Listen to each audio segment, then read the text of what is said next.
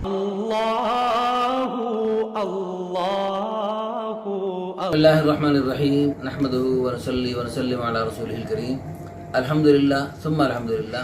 اللہ تعالیٰ کے فضل و کرم سے دعوت تبلیغ کے نام سے جو مبارک محنت جاری ہے، اس میں بڑی بڑی خوبصورت کارگزاریاں سامنے آتی رہتی ہیں، ایسی کارگزاری ہے جس سے ایمان تازہ ہوتا ہے۔ تو ہمارے ایک بھائی ہیں، ہمارے تبلیغی دوست ہیں، یہ کیا نام ہے جی آپ؟ بھائی محمد صدیق صاحب۔ اصل میں ان کا تعلق ہے کرور کوٹ سے، بھکر سے، لیکن یہاں لاہور میں ماشاءاللہ ان کا کاروبار ہے مختصر سا، چابیاں بناتے ہیں۔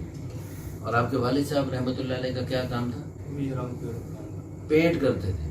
تو پینٹ کرنے والے بالکل سادہ سے انسان تھے، لیکن تبلیغ جماعت سے منسلک ہوئے اور اللہ پاک نے ان سے بڑا کام لیا الحمدللہ۔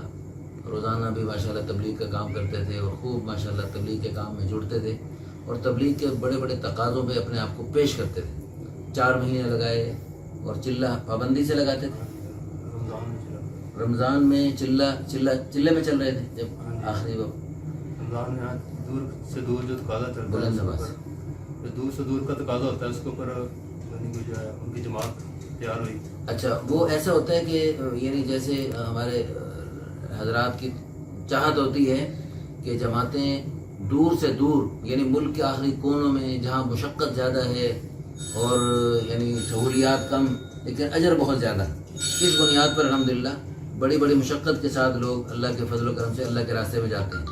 تو الحمدللہ یہ ان کے والد صاحب نے رمضان المبارک میں یہ تھا، رمضان المبارک میں چلہ شروع کیا۔ چلے کے دوران اچھا، ان کی نا ہمارے ایک دوست ہیں، وہ ان کے والد صاحب کے دوست ہیں، وہ فرماتے ہیں کہ ان کے والد صاحب کی اکثر یہ چاہت ہوتی، میں نے اللہ کے راستے میں مرنے کی دعائیں کرتا ہوں، اور وہ کرتے رہتے تھے مسلسل۔ یہ ارادہ لگاتے تھے کہ میں اللہ کے راستے میں دور سے دور میری قبر ہو، اور جو فضیلت ہے کہ بے جوڑ موتی کا اللہ پاک محل دیں گے، سفید بے جوڑ موتی کا محل دیں گے، وہ مجھے جو ہے ملے۔ یعنی جتنا گھر سے دور فوت ہوگا اور وہیں اس کی قبر بنے گی، تو اللہ پاک وہاں گھر سے لے کر اس جگہ تک جہاں قبر بنی وہاں تک بے جوڑ موتی کا محل ملے گا۔ تو اس فضیلت کو حاصل کرنے کے لیے اکثر ان کے والد صاحب رحمۃ اللہ علیہ کی دعا ہوتی تھی۔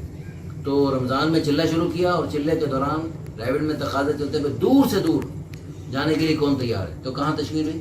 تربت تشکیل ہوئی۔ تو کراچی سے آگے کافی گھنٹوں کا سفر ہے، تو وہاں بس میں کیا ہوا؟ ساری رات سفر کیا، پوری رات سفر کرتے رہے۔ اچھا، تو رمضان شریف تھا؟ رمضان شریف۔ اللہ اکبر۔ تو جب وہاں پہ پہنچے یعنی تربت کے حدود میں، تو یعنی بس الٹ گئی، یعنی ڈرائیور سو گیا، تو بس جو ہے الٹ گئی پوری، اور اس میں سے جو ہے صرف والد صاحب کا ہی ہے۔ اچھا، تربت کی حدود میں جب پہنچے تو پوری رات یعنی بس الٹی، اور یعنی اللہ کی شان، یعنی ساری سواریاں محفوظ رہیں، اور ان کے والد صاحب کو بظاہر تو کوئی خراش نہیں آئی، ظاہری کوئی چوٹ نہیں تھی، لیکن اندرونی طور پہ بس اللہ کی طرف سے بلاوا آ گیا تھا۔ تو اللہ پاک نے ان کو یعنی کتنے دن بیمار رہے؟ بس وہ اسی رات کو جو ہے دن میں یعنی کہ تربت اسپتال میں گئے، تو انہوں نے جواب دے دیا، پھر کراچی والوں سے رابطہ ہوا، کراچی والے نے پھر جو ہے بائی ایئر جو ہے انہوں نے منگا لیا۔ اچھا، کراچی میں جو ہے اسپتال میں رات کو پہلے انہوں نے اپنی وصیت لکھوائی۔ وصیت میں کیا لکھوایا؟ وصیت میں ایک تو جو لینا دینا تھا وہ لکھوایا، اور دوسرا یعنی کہ جو ہے گھر والوں سے یعنی معافی مانگی۔ اچھا، کہ مجھے کوئی یعنی معاف کر دیں، کمی بیشی معاف کر دیں۔ اور یہ بھی لکھا کہ یہ چلہ جو ہے میرا پورا کر دیا جائے، چلے میں ابھی کچھ دن باقی ہیں، تو میرا بیٹا میری جگہ چلہ پورا کرے، دن پورے کرے۔ اچھا، تو پھر الحمدللہ 2003 میں جو ہے الحمدللہ چلے کی توفیق اللہ پاک نے دی، چلہ پورا کیا ماشاءاللہ، ان کی طرف سے بھی چلہ لگا۔ اس وقت سے اللہ پاک نے مجھے بھی جو ہے الحمدللہ مسلسل اللہ پاک نے جو اس محنت سے جوڑے رکھا۔ ہر سال چلہ لگ رہا ہے؟ ہاں، ہر سال چلہ لگا ہے الحمدللہ، 4 مہینے کے اللہ پاک نے بیرون سفر بھی ہو گیا ماشاءاللہ، الحمدللہ۔ اللہ تعالیٰ قبول فرمائے گی۔